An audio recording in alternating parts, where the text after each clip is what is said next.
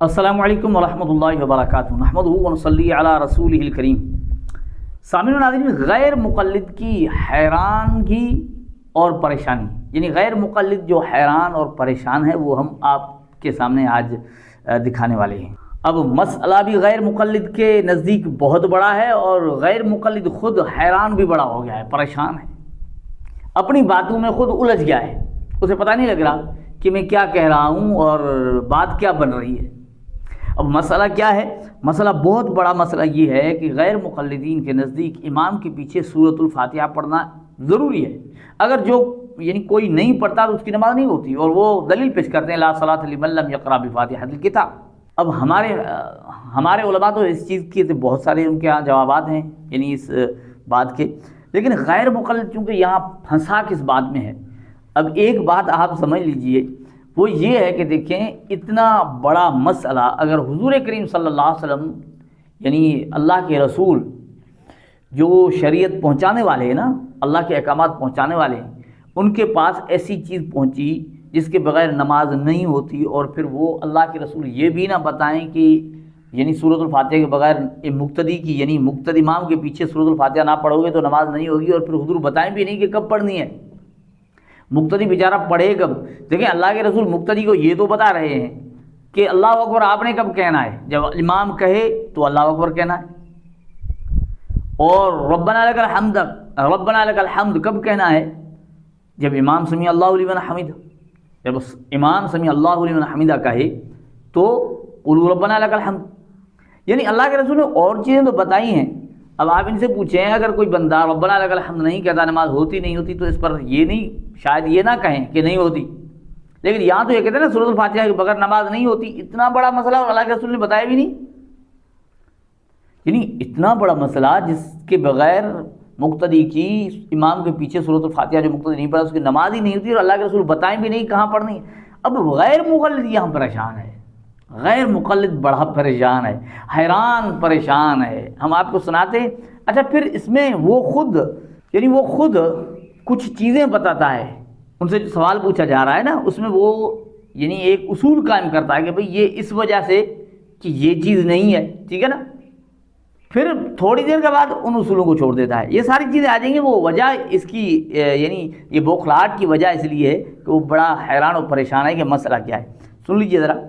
سماحت الشیخ عبدالعزیز بن باز، شیخ الاسلام ابن تیمیہ رحمۃ اللہ علیہ نے اس مسئلے کو اور واضح کیا اور فرمایا کہ جمہور علماء کے نزدیک امام کا اس نیت سے سکوت کرنا کہ مقتدی سورہ فاتحہ پڑھ لے مستحب نہیں ہے، اور یہ امام ابو حنیفہ، امام مالک اور امام احمد بن حنبل رحمہ اللہ کا مذہب رہا ہے۔ اس کی دلیل یہ ہے کہ نبی کریم صلی اللہ علیہ وسلم سے یہ ثابت نہیں کہ آپ علیہ الصلوۃ والسلام اس مقصد کے لیے سکوت کیا کرتے ہوں۔ اگر ایسا ہوتا تو صحابہ اب دیکھیں اسے نقل کرتے۔ اچھا، اب کیا نقل کرتے، سن لیں۔ کیونکہ یہ ایسا عمل ہے جس کے نقل ہونے کے اسباب بہت زیادہ تھے، ٹھیک ہے نا، کہ صحابہ نے اسے نقل نہیں کیا۔ ایک چیز یہ کہ ان سے یہ پوچھا جا رہا ہے کہ امام کیا اس لیے سکوت اختیار کرے نماز میں، یعنی خاموش ہو جائے کہ مقتدی پیچھے پڑھ لیں، کیونکہ مقتدی کے لیے ضروری ہے نا پڑھنا۔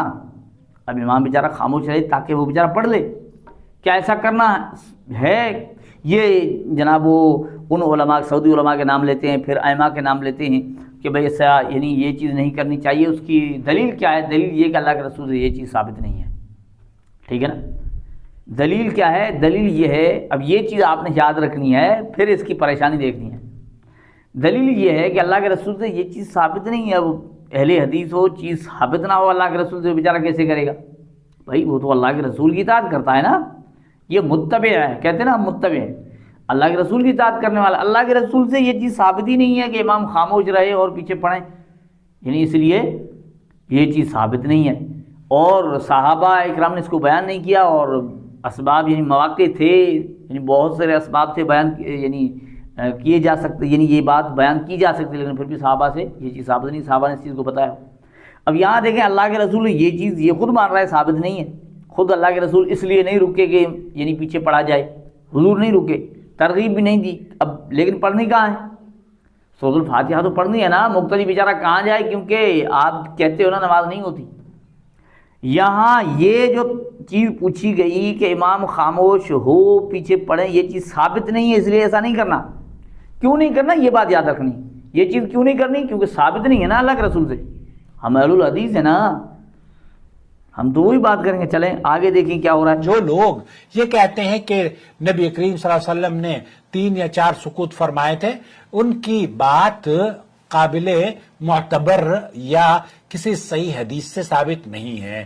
اللہ کے رسول صلی اللہ علیہ وسلم صحیح، شیخ ابن باز رحمۃ اللہ علیہ مفتی مملکت سعودی عربیہ کہتے ہیں لیس ہناک دلیل صحیح يدل على شرعیت سکوت الامام حتى يقرأ المأموم الفاتحہ في الصلاة الجہریہ، یعنی کوئی صریح اور صحیح دلیل موجود نہیں جو اس بات کو ثابت کرے کہ امام اس لیے سکوت کرے کہ مقتدی سورہ فاتحہ پڑھ سکے۔ اب دیکھیں یہاں یہ بار بار اس چیز کو دہرا رہا ہے کہ بھائی اس چیز کی دلیل ہی نہیں ہے کہ امام اس لیے سکوت کرے کہ مقتدی پیچھے پڑھ لے۔ اب یہاں اس چیز کو کیوں چھوڑا جا رہا ہے کہ بھائی دلیل نہیں ہے، حضور سے ثابت نہیں ہے۔ میں یہ چیز بار بار اس لیے کہتا ہوں کہ آگے کچھ اور ہونے والا ہے، آگے کچھ اور ہونے والا ہے۔ یہاں یہ چیز میں بار بار آپ کو یاد اس لیے دلاتا ہوں کہ اس کی یعنی پریشانی اور جو حیران ہوتا وہ آپ کو سمجھ میں آئے، اور اس کا دجل، دھوکہ، 2 نمبری، اپنی بات سے یعنی ہٹ جانا، خود جو بات کہہ رہا ہے اس سے بھی ہٹ جانا، یہی تو غیر مقلد کہتے ہیں نا اس کو، تو وہ آپ کو سمجھ میں آئی۔ میں بار بار اس لیے کہتا ہوں کہ بھائی یہ چیز کیوں نہیں مان رہا، کہتا ہے اس سے ثابت نہیں ہے، اس کی دلیل نہیں ہے۔ ٹھیک ہے بھائی آپ نہ مانیں، دلیل نہیں ہے، ثابت نہیں، چلیں آگے سن لیں۔ اور محمد بن صالح عثیمین رحمۃ اللہ فرماتے ہیں کہ مزید سورہ فاتحہ کے بعد جو سکوت بعض روایات میں آیا ہے وہ طویل نہیں بلکہ بہت مختصر ہوتا ہے، جس میں امام اگلی قرات کے بارے میں غور کرتا ہے، اور اگر مقتدی کے شروع کرنے کا انتظار کرتا تو لیکن یہ خاصا لمبا ہو جاتا سورہ فاتحہ کے بعد، تو لمبا سکوت آپ علیہ السلام سے ثابت نہیں ہے۔ لیکن اب ایک سوال یہ پیدا ہوتا ہے کہ اگر کوئی امام فاتحہ کے بعد اتنا سکوت کر لے کہ مقتدی پڑھ سکے تو اب دیکھنا بات کہاں جا رہی ہے۔ اب سوال خود کہتا ہے کہ سوال یہ پیدا ہوتا ہے اگر کوئی امام ایسا کر لے، وہاں یہ تو بار بار بتا چکا ہے یہ چیز ثابت نہیں ہے۔ چلیں اب کہتا ہے اگر کوئی ایسا کر لیتا ہے اس پر کیا یعنی فتویٰ کیا ہے، حکم کیا ہے، وہ بھی سن لیں۔ کیا اسے بدعت قرار دیا جائے گا؟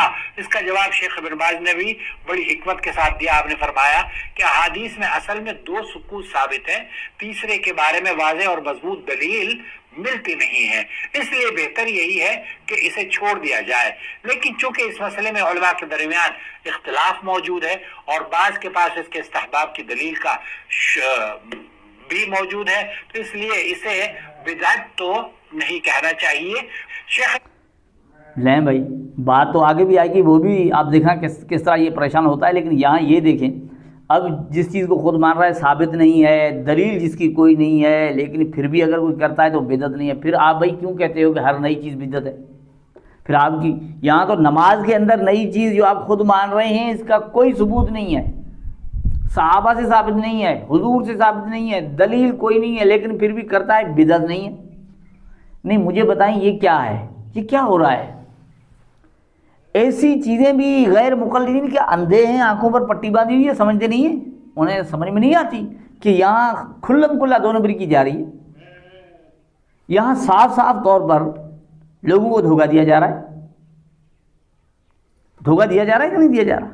اب جب ثابت نہیں ہے تو آپ پھر کہتے ہیں بدعت نہیں ہے، تو یہ آپ کہاں سے یہ چیز لا رہے ہیں اپنی طرف سے؟ آپ تو یہی کہتے ہو لوگوں کو بھائی ہم تو جو چیز قرآن و حدیث میں ہے اسے مانتے ہیں، نہیں ہے، ثابت نہیں ہے، وہ تو آپ کے یہاں مردود ہے، قبول ہی نہیں ہے، اس کو رد کیا جائے گا، لیکن پھر بھی بدعت نہیں ہے۔ چلیں آگے اس کی حیرانگی دیکھ لیجئے۔ رحمۃ اللہ علیہ سے پوچھا گیا تو شیخ نے فرمایا کہ یہاں اگر آپ سورہ فاتحہ پڑھنا چاہتے ہیں اور یہ جاننا چاہتے ہیں کہ سورہ فاتحہ آپ کب پڑھیں گے تو آپ کو سکتات میں، اب یہاں دیکھیں یہاں اب مسئلہ آ رہا ہے کہ سورۃ الفاتحہ آخر پڑھیں کب پڑھیں، کیونکہ بھئی اس کے بغیر تو نماز تو ہوتی نہیں ہے، یہ تو پہلے بتا چکے ہیں، یہ تو ثابت نہیں ہے، صحابہ سے ثابت نہیں، حضور سے ثابت نہیں، لیکن آخر اس کو پڑھنا کہاں ہے؟ کیونکہ امام کے پیچھے پڑھنی ضروری ہے نا، نماز نہیں ہوگی، پڑھنی کہاں ہے؟ اس چیز کو بھی میں جو بار بار پہلے چیز دہرا رہا تھا اسے یاد رکھنا، پھر اس کے جواب کو آپ دیکھیے گا تو اس کی یہاں بھی 2 نمبری، اور بیچارہ جو پریشان ہے جواب نہیں ہے نا، کس طرح جواب دیا جائے گا، کس طرح جواب دیا جائے، لوگوں کو کس طرح مطمئن کیا جائے. سنیں جو سورہ فاتحہ کے سکتات ہیں، الحمدللہ رب العالمین، آپ اس سکتے میں بھی یا امام کے ساتھ ساتھ پڑھ سکتے ہیں، اور امام سے پہلے بھی جو سکتہ ہے اگر امام خاموش ہے آپ اس میں بھی سورہ فاتحہ پڑھ سکتے ہیں. تو سورہ فاتحہ نہیں، مجھے میں جو چیز بار بار بتا رہا تھا کہ یہ جو کہہ رہا ہے کہ یہ تو چیز ثابت نہیں ہے، ٹھیک ہے نا، اس لیے امام یہ نہ کرے، ثابت نہیں ہے. یہاں جس چیز کی یہ اجازت دے رہا ہے کہ بھئی آپ امام پڑھے، یعنی الحمدللہ رب العالمین کہے، آپ بھی کہو، یعنی اس سکتے میں یا پیچھے پیچھے پڑھو یا شروع میں جو سکتا ہے، بھئی یہ کہاں ثابت ہے؟ یہ کہاں ثابت ہے؟ اللہ کے رسول سے دکھائیں، صحابہ سے دکھائیں، کوئی حدیث پیش کریں، کوئی دلیل پیش کریں. آپ لوگوں کو یہی بتاتے رہتے ہیں کہ یہ مولوی لوگ تمہیں دلیل نہیں پیش کرتے، ہم دلیل پیش کرتے ہیں. یہاں جو چیز آپ بتا رہے ہیں لوگوں کو الجھایا ہوا ہے، پریشان کیا ہوا ہے خامخواہ. دلیل کہاں ہے؟ آپ بتائیں. اللہ کے رسول نے کہا یہ کہ آپ امام الحمدللہ رب العالمین کہے تو آپ بھی کہو. اللہ کے رسول تو یہاں بتاتے ہیں کہ وَإِذَا قَرَأَ فَأَنصِتُوا، جب وہ پڑھنا شروع کرے تم خاموش رہو. اللہ کے رسول کہاں تک خاموش رہیں؟ اب آگے بات پوری آ رہی ہے نا کہ یہ سورۃ الفاتحہ سے ہی تو یہ خود یہاں بتا رہا ہے کہ سورۃ الفاتحہ سے شروع کرتا ہے امام، سورۃ الفاتحہ شروع کرتا ہے، کہاں تک خاموش رہیں؟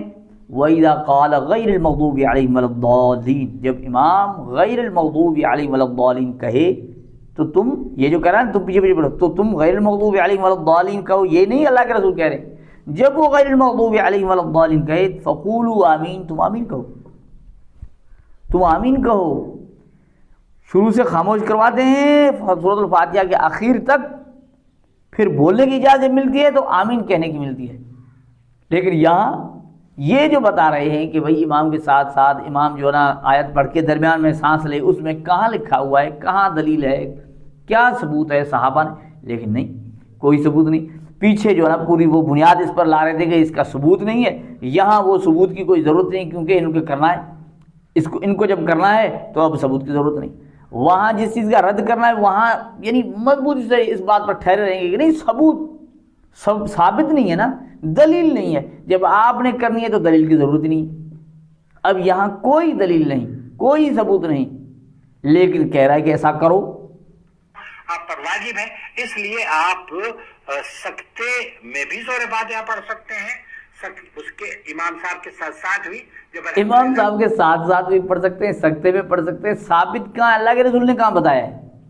یعنی اتنی 2 نمبری. دیکھیں یہاں بات واضح ہے، علماء اہل سنت، علماء حق، علماء دیوبند کا موقف واضح ہے.